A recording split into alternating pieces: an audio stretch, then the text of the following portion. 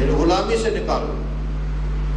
اور آج بھی اگر آپ آرام سے بیٹھ کے تسلی کے ساتھ کبھی غور کریں تو حضور کی آمد سے پہلے جو کافروں کا وتیرہ تھا کہ قوموں کو غلام بناؤ، آج بھی کافر وہی کھڑے ہیں۔ آج بھی ہمارے سامنے صورتحال آئی افغانستان کی، عراق کی، ہمارے سامنے ہے۔ ہم بالکل صاف گواہی دیتے ہیں کہ ان لوگوں کا کوئی قصور نہیں، صرف ان کے ذہن میں یہ ہے کہ ہم پوری دنیا پہ قابض ہو جائیں، ہم سپر طاقت کے طور پر ہمارے سامنے کو اونچا سر کر کے نہ چلے، سب ہمیں مانے۔ اور وہ ذہنیت کافر کی، اور اسلام کی ذہنیت کیا سن لیجئے، اسلام کی ذہنیت یہ ہے کہ تمام مخلوق خالق کے سامنے جھکے۔ یعنی حضور علیہ السلام نے بھی، آپ نے دیکھا ہوگا کہ ہم الفاظ بول دیتے ہیں کہ حضور علیہ السلام کے غلام، خادم، کوئی حرج نہیں ان میں بولنے میں بھی، لیکن آپ کو یاد رہنا چاہیے کہ سرور عالم نے اپنے غلاموں کے لیے بھی صحابی کا لفظ، آپ حیران ہوں گے کہ آپ نے کبھی ان کو اپنا شاگرد نہیں کہا، کبھی بھی ان کو اپنا خادم کا لفظ نہیں بولا، کبھی بھی آپ نے ان کے لیے اپنے غلام کا لفظ نہیں بولا، بلکہ جب بھی کہا تو ان کو سنگی یا ساتھی کہا۔ یہ تعلیم ہے، یہ سبق ہے۔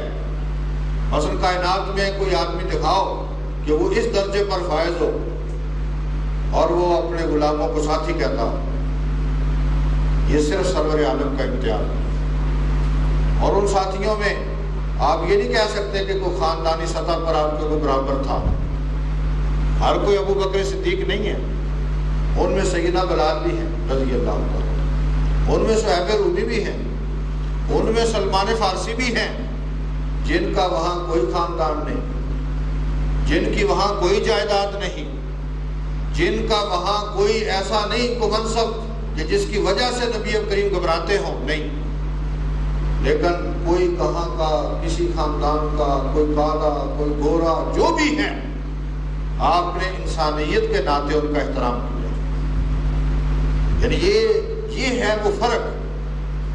اور اقبال نے بھی جو حضور کی سیرت کے پہلو بیان کیے ان میں سے ایک یہ ہے، وہ کہتے ہیں کہ حضور کی تمنا آرزو یہ تھی کہ اس کائنات میں ایک انسان دوسرے کے انسان کا محتاج نہ رہے، اور اگر کوئی ذہنی طور پر محتاج ہو تو وہ صرف اللہ کا۔ یہ اسلام کی ذہنیت ہے۔ اسلام نے کبھی کشور کشائی کے لیے یا ملک کے اضافے کے لیے جنگیں نہیں لڑی۔ یہ کافروں کا وتیرہ ہے کہ قبضہ کر لینا، اور لا حول ولا جمہوریت کے نام پر۔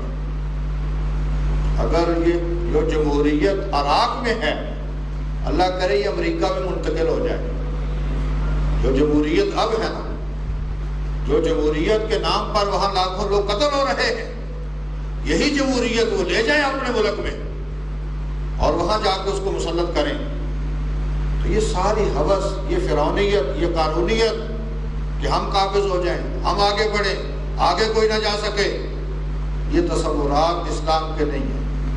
اسلام کے بارے میں تصور یہ ہے کہ ہم یہ چاہتے ہیں کہ اس کائنات میں جتنے بھی انسان ہیں وہ شرک سے نکل کر اپنے رب کی بارگاہ میں جھکنا شروع کریں، اور جو اللہ کی بارگاہ میں جھکے گا، ہاں وہ کسی بھی خاندان کا ہو، وہ ہمارے سر کا تاج ہوتا ہے۔ یہ اسلام ہے، یہ دین ہے۔ اور آپ ان کے تصورات اس موقع کے بھی پڑھیں جب یہ غریب لوگ مسلمان ہوئے، اور کافر جو وہاں کے تکڑے لوگ تھے، آپ ان کا پڑھیں کہ انہوں نے حضور علیہ السلام سے یہ شرط عائد کی تھی کہ ہم آپ کی صحبت میں بیٹھنا چاہتے ہیں، ہم آپ کے پاس آنا چاہتے ہیں، لیکن ایک شرط ہے ہماری کہ ان غریبوں کو اس وقت اپنے پاس سے اٹھاؤ۔ ہم جب آتے ہیں، ہم شہر کے لمبردار ہیں، ہم چودھری ہیں، ایم این اے ہیں، ایم پی اے ہیں، ہم جب آتے ہیں تو بلال بیٹھا ہوتا ہے تمہارے پاس، صہیب رومی بیٹھا ہوتا ہے، سلمان فارسی بیٹھا ہوتا ہے، اور یہ ہمارے غلام رہے ہیں، ہم غلاموں کے ساتھ نہیں بیٹھ سکتے۔ یہ فرق ہے۔ اور میں آپ سے عرض کر دوں، آج بھی اگر کسی مسلمان کے ذہن میں یہ تصورات ہوں تو وہ ابھی تک مسلمان نہیں ہوا بتا۔ یہ نماز پڑھتے ہیں ہم، مثلا ابھی آپ بیٹھے ہیں، ہے کوئی خاندان کا فرق؟ ہے کسی کا فرق؟ کوئی امیر غریب یا خاندان کا کوئی فرق ہے کہ کہاں کو بیٹھ سکتے؟ بلکہ نماز میں تعلیم بھی یہ ہے کہ جہاں جگہ ملے بیٹھ جاؤ۔ بلکہ اسلام کا حکم ہے کہ فلان کے نہ ہو، یہ مصیبتیں ہیں کہ تم اوپر سے نا چھالے مارتے ہوئے آتے ہو، وہاں کھڑے بیٹھ جاؤ۔ حضور سے بڑھ کے کائنات میں کوئی نہیں۔ حضور بھی اگر کسی مجلس میں آتے، جہاں جگہ ملتی محمد وہاں بیٹھ جاتے۔ اور ہمارے یہاں یہ ہے کہ مجھے نظر آئے کہ میں چودھری صاحب ہوں، میں مالدار ہوں، میں لمبردار ہوں۔ یہ ٹائم پتہ نہیں کب ختم ہوگی ہمارا۔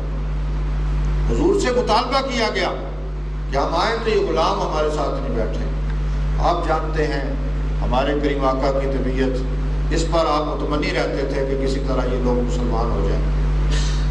آپ خواہش مند رہتے، آپ نے سوچا بھی کہ چلو اگر یہ مسلمان ہو جائیں تو کیا ہوگا، میں چند دنوں کے لیے اٹھا دیتا ہوں، تربیت کر لیں گے، بیٹھ جائیں گے، صحیح ہو جائیں گے۔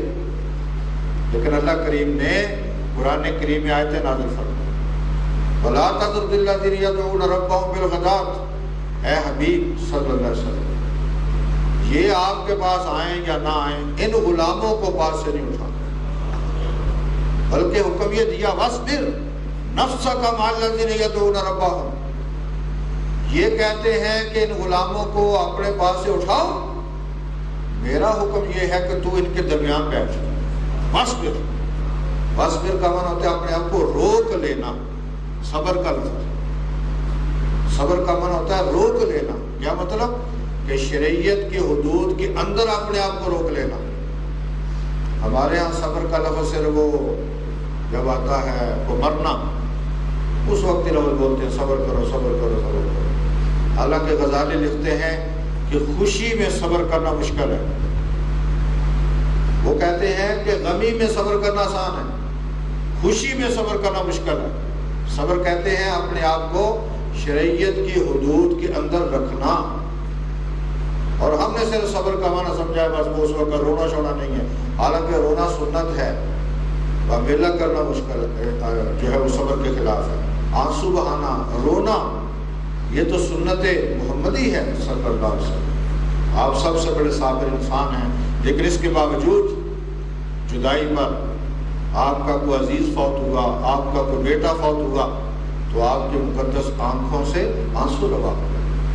تو صبر کا معنی روک لینا۔ اے حبیب وَاصْبِرْ نَفْسَكَ، اپنے آپ کو روک لیجئے ان غلاموں کے درمیان۔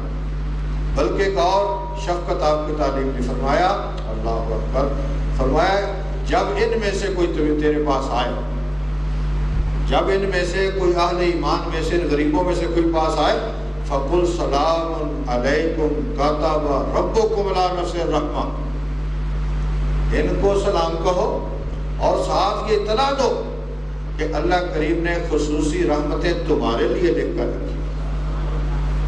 یہ انسانیت کے احترام کی جنگ قرآن نے لڑی ہے، یہ اسلام نے لڑی ہے جنگ۔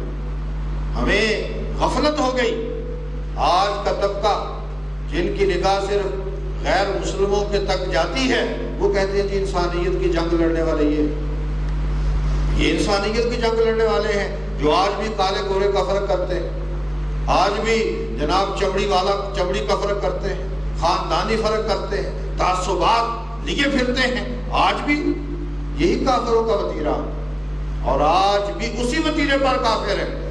اور الحمدللہ امت مسلمہ کے ہاں یہ تصورات نہیں ہیں۔ بہت کم لوگ ہیں جو تعصبات کا شکار ہوتے ہیں، جن میں صبائیت آتی ہے، جن میں فلاں بات، ورنہ ہم ہی ہیں تو ہمارا رشتہ مخلوق خدا والا ہونا چاہیے، جو مخلوق ہے اسی کے لیے بلائی، ایک امتی کا رشتہ، یہ رشتے ہیں ہمارے کہ جس کی بنیاد پر امت مسلمہ چل رہی ہے۔ ورنہ آج تمام کافر آپ پڑھیں، ابھی تو میڈیا ان کے پاس ہے، جب یہ تاریخ سامنے آئے گی تو میرے نزدیک تو لاکھوں انسان انہوں نے شہید کیے ہیں، لاکھوں لوگ، اور روزانہ جناب بمبارمنٹ کر رہے ہیں، ظلم کائنات میں۔ آپ حضور کی آمد سے پہلے پڑھیں، یہ سارے وتیرے کافروں کے تھے، اور اس سے آ کر آپ نے انسانیت کو نکالا۔ بلال، سیدنا بلال کا پڑھیں آپ کہ وہ حالانکہ کس قوم کے تھے، کس خاندان کے تھے، لیکن جب انہوں نے دیکھا کہ انسانیت کی جو قدر و منزلت رسول کریم کے پاس ہے وہ کسی کے پاس نہیں۔ بے شک توحید بنیاد ہے، رسالت بنیاد ہے، لیکن کوئی دنیاوی چیزیں، بس حضرت بلال کا ہی بیان ہے، وہ کہتے ہیں سارا دن میرا مالک مجھ سے کام لیتا اور شام کو روٹی نہیں ملتی تھی۔ اور آپ نے پتہ نہیں دیکھا، یعنی میں دیہات کا رہنے والا آدمی ہوں، میں نے اپنے بچپن میں دیکھا دیہاتوں کے چودھری لوگ پورے دیہات سے کام لیتے، شام کو روٹی نہیں دیتے۔ اور اب بھی یہ جاگیرداری نظام